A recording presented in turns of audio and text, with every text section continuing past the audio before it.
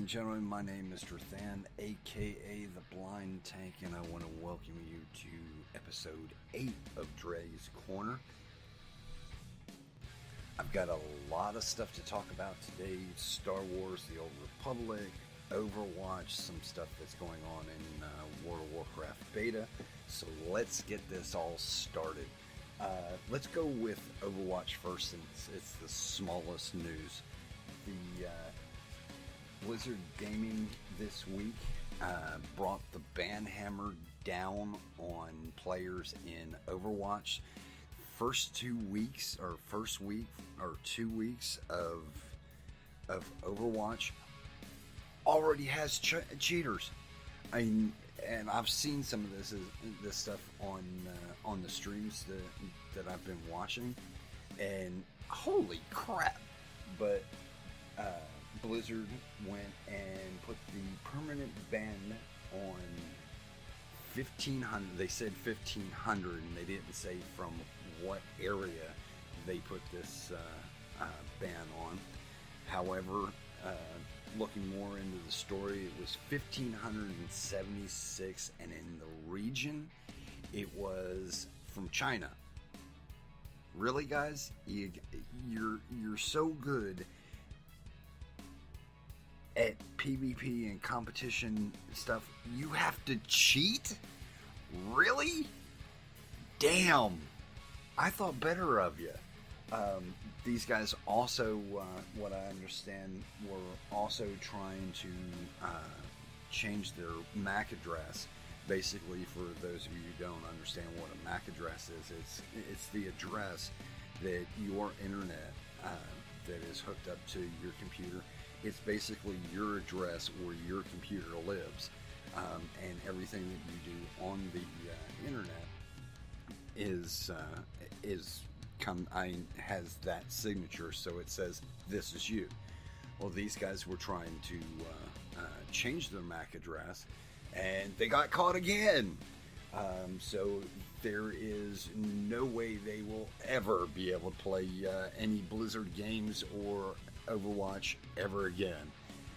As the song goes, da da da da, bye bye. But like I said, I'm disappointed. I mean, really? I mean, I don't know about you all. The East, when it comes to esports and different stuff like that, the East is the best players. I mean, here in North America, we've got some really good up-and-coming stars. But when it comes to e-games, esports and stuff like that, the East kicks our ass. And they gotta cheat?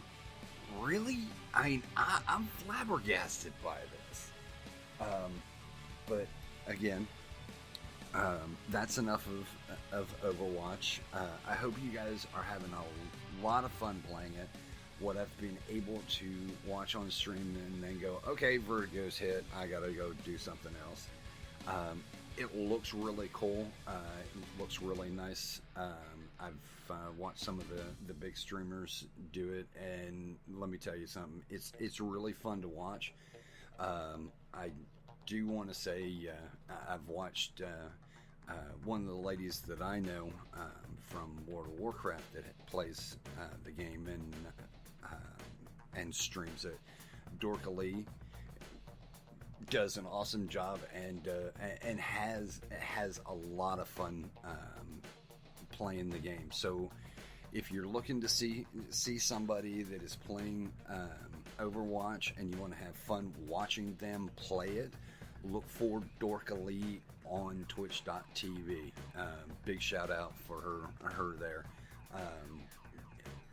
And let's change over to the next. We're going to go small news. So the smallest news first, and then we're going to go kind of medium news, and then we're going to go the big news. Okay, so let's go to the next part of it. World of Warcraft beta. There's been some different types of changes that have been going on for all the different classes. What I also understand, I haven't gone in to test this yet. I'll probably be testing it here in a little while. But Tank's got a couple of neat revamps. The big problems that they were having was holding aggro and shirking off the damage so they can stay alive and things like that. You can find out all about this last patch that was done on Thursday. Okay, well, it started Wednesday, then we had one on Thursday, and we had another one again on Friday. If you want to read anything about these patches and the changes, and they're freaking huge, ladies and gentlemen, go to MMO Champions. They'll have everything there. So that's one thing.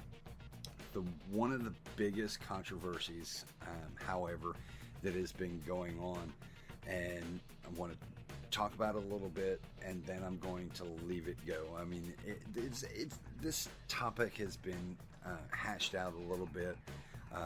Preach Gaming has talked about it. Balluar Gaming has talked about it. I respect these two gentlemen when it comes to this type of stuff. So again, if you want to have a full version of what I'm talking about on this topic, you can find Preach Gaming on YouTube and on YouTube, and also Balluar Gaming on YouTube. And these guys are also streamers. But this particular subject is right now live or uploaded to YouTube. So check those two guys out. Now, here's my opinion. Okay, give you a little bit of a history on it. Basically, what's going on is in Warlords of Draenor, the changing of specs and changing of not specs but talents that are going on pretty much has for most of us that are raiders and stuff like that, they're like, okay, we need to, for this fight, we need to change our talents to this and this. Okay, and for Warlords of Draenor, it was a big thing, especially people that were doing heroic raiding and especially mythic raiding. Because, and the reason why it was so important was because the different, from normal to heroic to mythic, things changed, strategies changed. The first encounter in HFC, was one way for normal. It's pretty much an AoE fest on the first encounter. Second one, you needed to watch what you were doing. But again, AoE fest / watch what you're doing, make sure, different stuff is going on, and different mobs are being taken care of. Mythic, on the other hand, there is no AoE. You have to single target out everything that needed to happen, and for each boss after that, you had to change up because you had your mob pack, so you had to do your AoE spec, and I'm talking as a Fury Warrior. You had to change up your spec for AoE. When you got to the boss, it was okay, now we got to do a single target, and it was going back and forth. One of the things that Blizzard wanted to change, because Raiders and everybody else was going in and saying, okay, I need the tomes so I can change out my talents. So, we were buying, dropping gold for 200 tomes, throwing them in our bag and leaving them. We ran out, we'd get more tomes and stuff like that. When this was discussed at BlizzCon and the announcement of Legion, one of the things that was being talked about was, okay, there is going to be no more cost to changing up your talents. Now, specs, you're still going to have a little bit of it. You still can have. You can now have 3 specs. In my opinion, I really wouldn't do that. But you want to go through that pain, go right for it. However, what they did, the beginning of alpha and up to about 2 weeks ago, they went with this plan of you don't need any tomes, you don't need to worry about anything for changing what your talents are.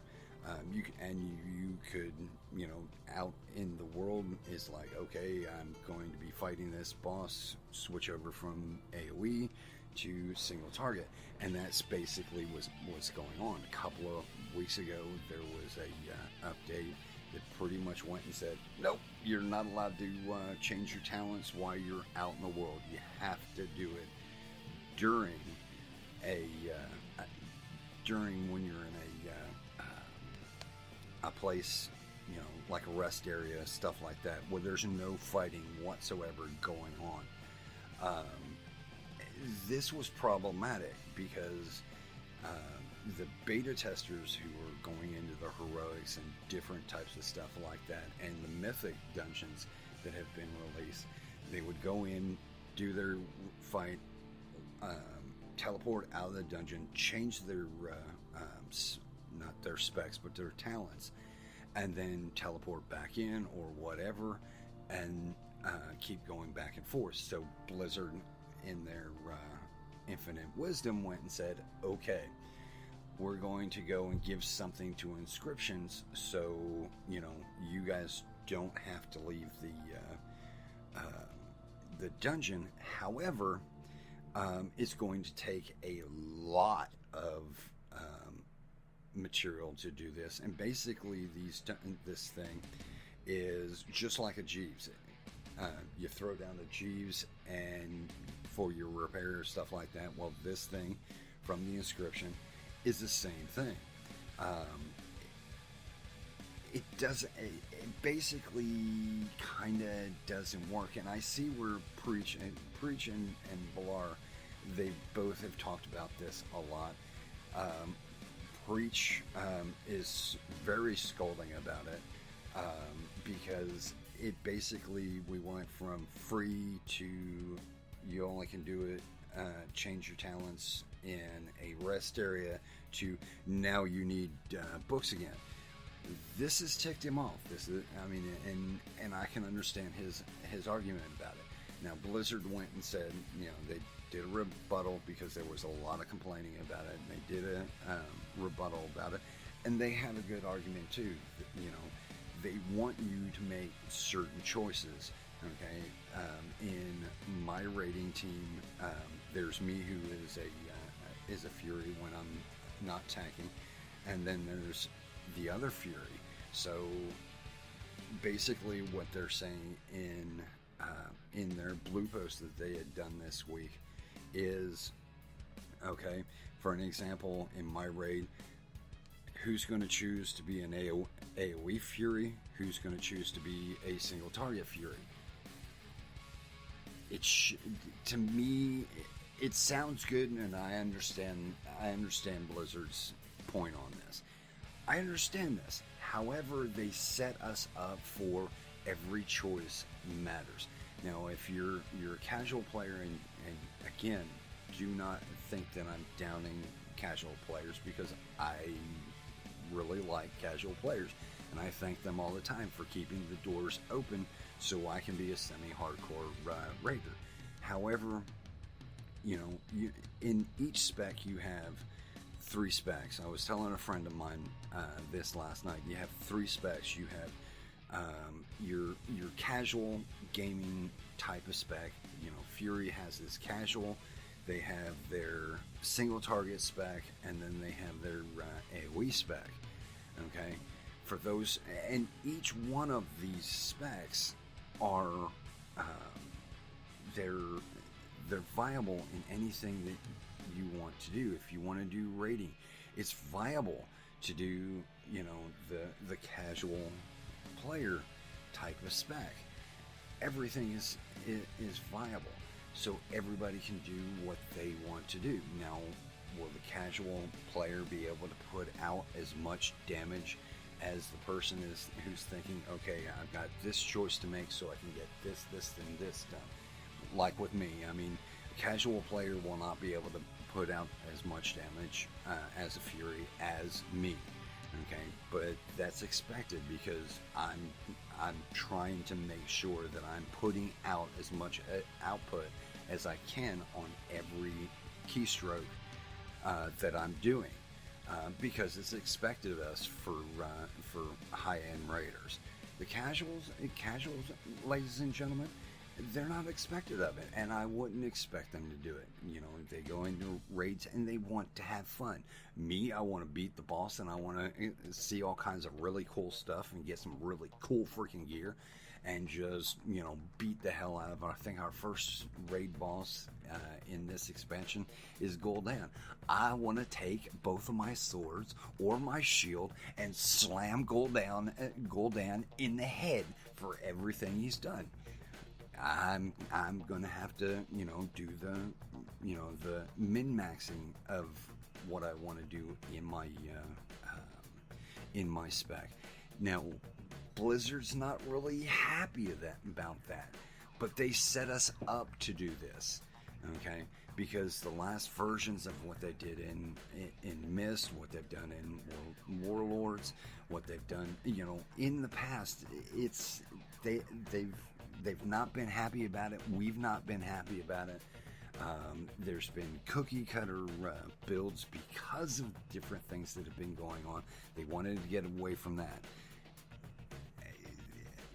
In my opinion, of everything that I've heard about it, everything that I've read about it, Blizzard really needs to rethink of what they want us to do as raiders, as casual players, as whatever, you know, they want us to do, and then say, okay, this is what we want you to do, this is how we want you to do it, and then go from there.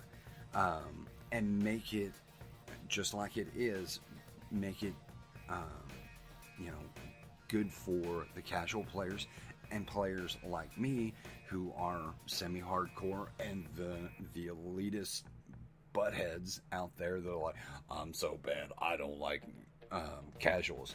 You know, I really don't care how they play. I want to make sure, I mean, me in this community, I want to make sure that everybody's having fun. I want to see that everybody, you know, doing their part, and how they want to play.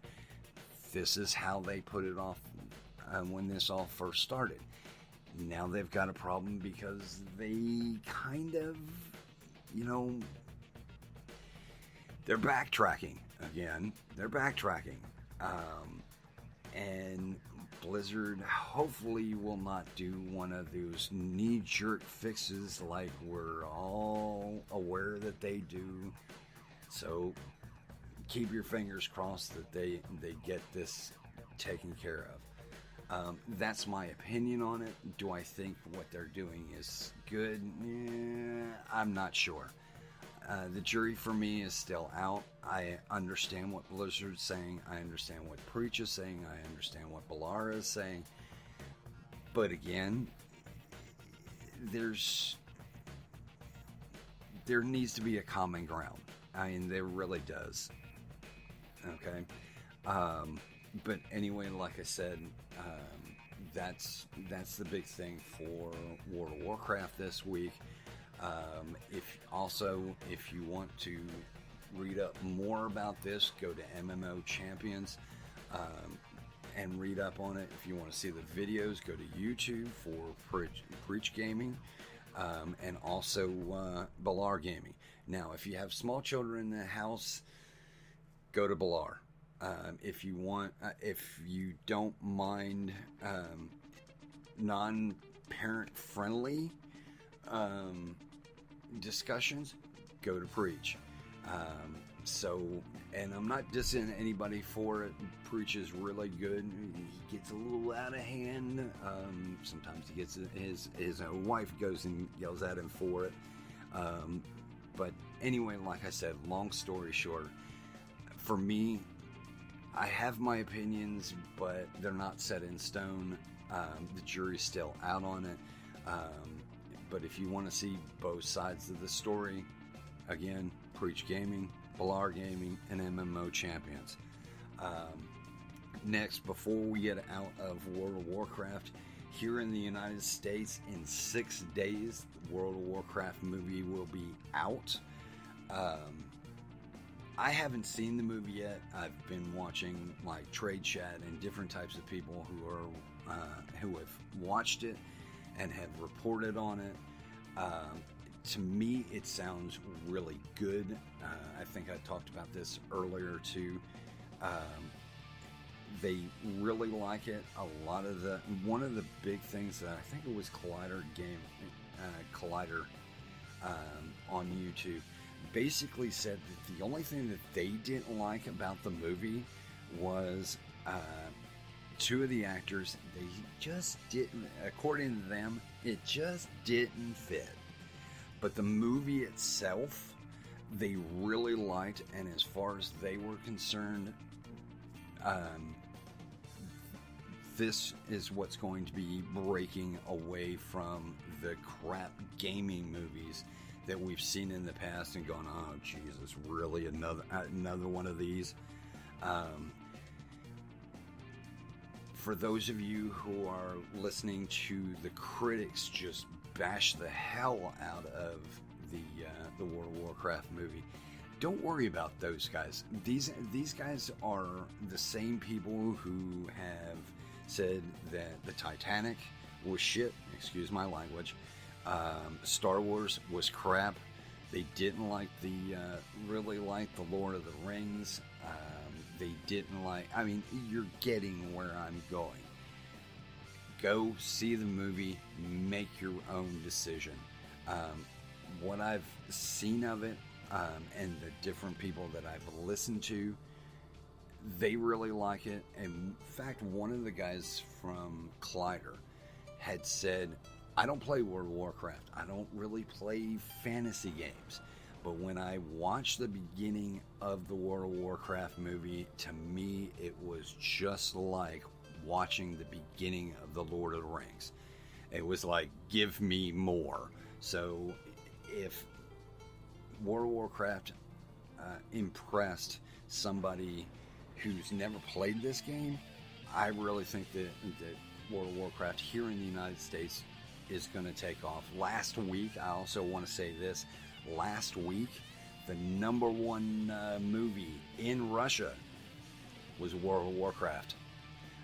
So, again, I want to stop talking about World of Warcraft here and go on to our next subject. Alright, ladies and gentlemen, let's talk about Star Wars The Old Republic. The last chapter that we've had is now live. It's called Mandalorian's Revenge. First and foremost, let me say this. First and foremost, let me say this. This chapter came off without a hitch. Now, I'm talking about for those of us that got early access. No hitches, no problems, no hiccups. Everything flowed nice and easy. BioWare, great job. You guys did an awesome job. I played so far. I played the Mandalorian's Revenge chapter twice. Freaking love it. This is my second favorite chapter. For the last chapter, it was okay. We're going to be it was kind of like Ocean's 11 with, but in space. This one was more,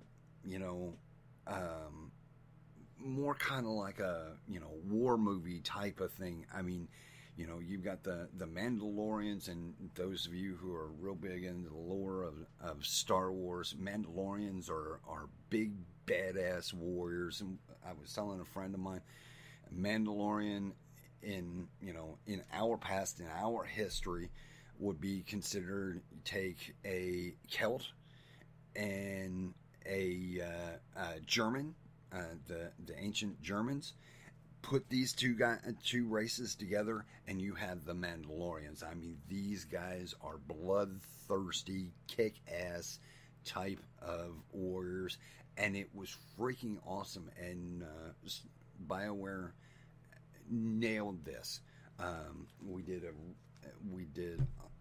They had a lot of different things. They had said, you know, the chapter was going to kind of be somewhere about an hour. It took me about an hour and a half to get through everything. I have the Let's Play on YouTube, so you can also, you know, find it on the Let's Play. It was a couple of days that I put one up.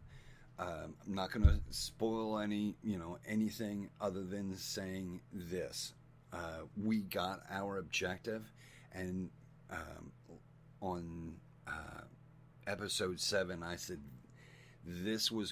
after this chapter, we were going after Arkin.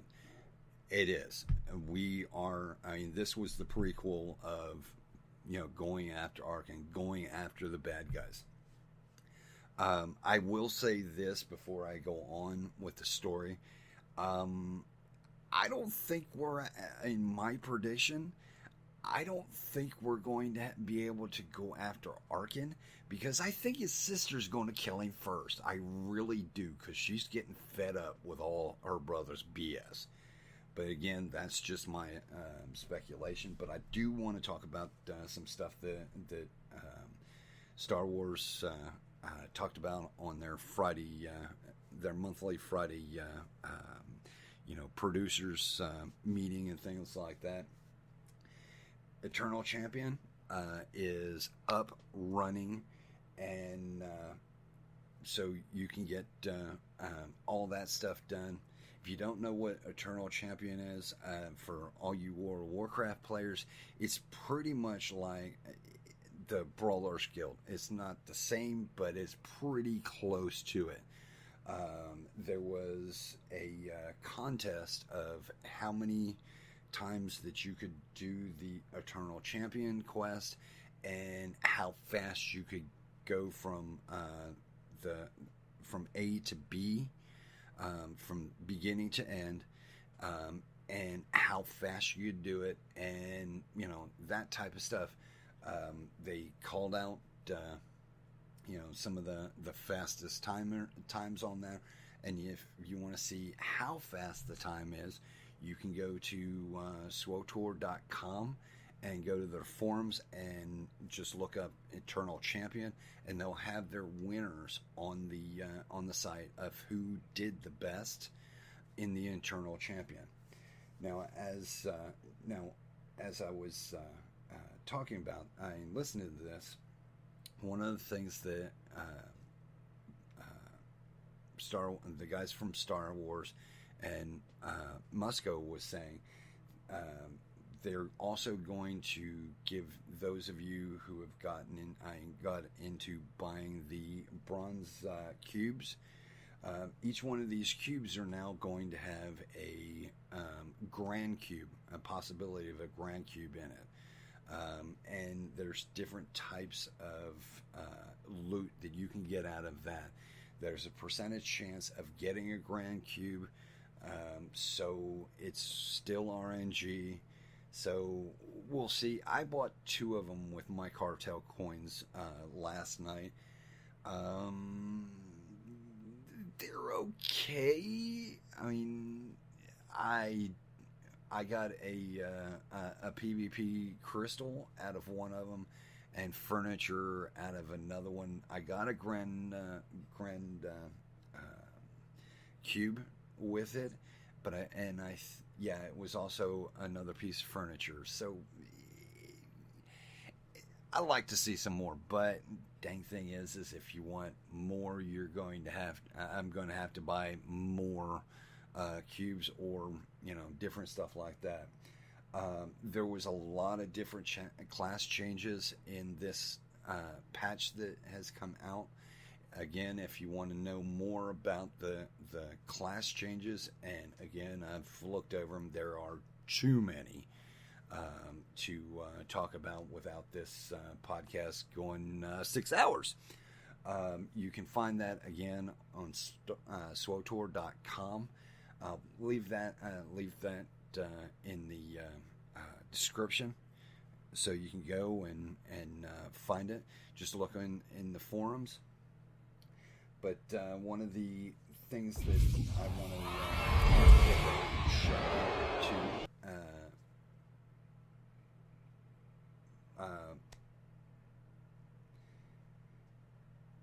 the community manager, Musco, did a stream for 15 hours. He wanted to say thank you very much to all the people that have supported Star Wars and all the different progression that has been going on in Star Wars and a lot of the feedback. So he did a bunch of streams, but the main one that he did was he went from chapter 1 to chapter 14. It took him 15 hours. Yeah, 15 hours to go through the whole thing. And he wanted to say thank you very much to everybody that came out. I myself want to give him a shout out. When it comes to the community, Musco is one of these guys that bends over backwards to try to see what Star Wars can do to help out the players. I mean, he's done a really good job, and Matthew Musco, great job, and thank you. Now, there is also June 28th, when the next installment, the next chapter comes out. There's going to be something that is also going to be dropping at the same time, and it is the Light Side, Dark Side Championships. And basically, this is going to be going on for a very long time, and they're going to have it on the website. Is the light side winning? Is the dark side winning? Going back and forth. Now, at one point, there's going to be, at the end of this contest, there's going to be a follower that is granted to everybody that is either a light side companion or a dark side companion, and they're going to be truly light or truly dark. Now, it won't have to do with any of the followers that you already have. It's somebody that they are making up. As what I understand, they already have the story for them, and the person is already done. So if you're a dark side player, June 28th, start popping those dark side. Those of you who are light side, start popping those light sided. Now, since this expansion has gone out, they were talking about this on the stream. They had said that the light side and dark side, where it used to be over onto one side or the other, depending on the server, because of this expansion, because the choices that you make have such an impact, people are really thinking about what they're going to be doing and how they're going to be doing it.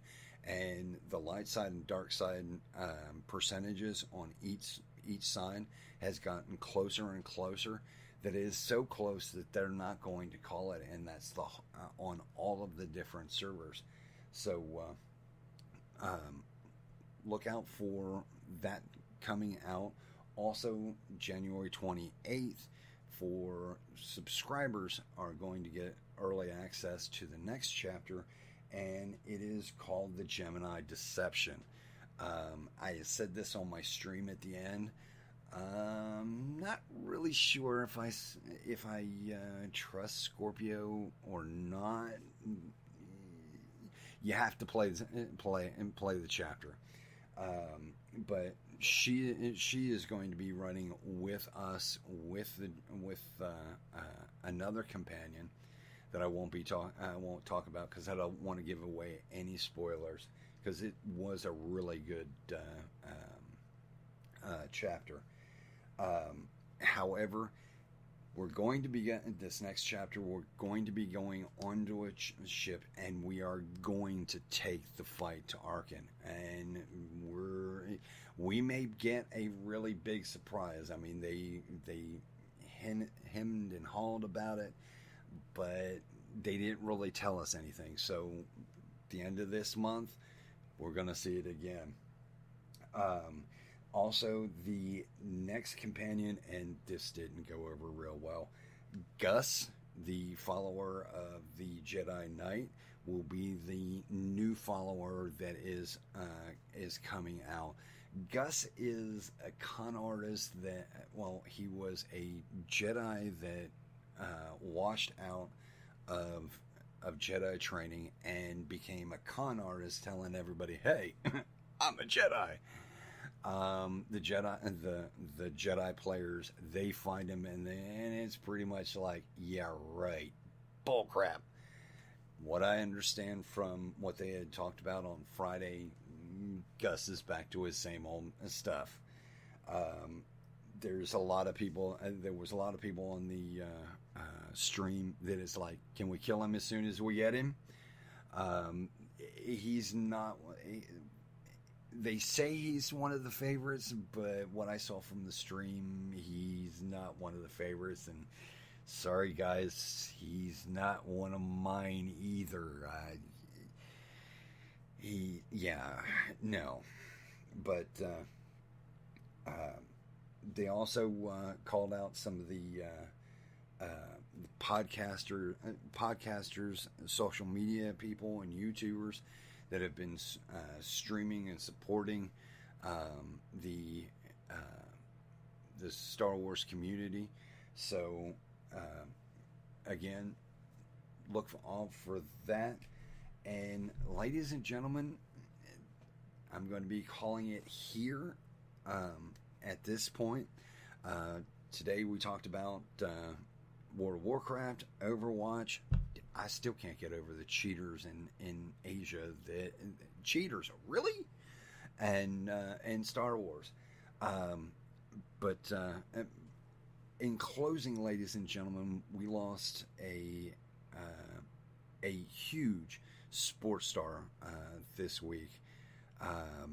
And growing up, I remember this man when he was boxing. To me, he was my hero. I mean, this guy was one of the greatest boxers, and I'm talking about Muhammad Ali, one of the greatest boxers of all time. Him and Howard Cosell, the antics and shenanigans that would go on during worldwide sports was just hilarious. So like I said, ladies and gentlemen, we lost this week. We lost Muhammad Ali. We lost Muhammad Ali this week, and everybody say hi to Gizmo. But anyway, my heart and prayers go out to his family.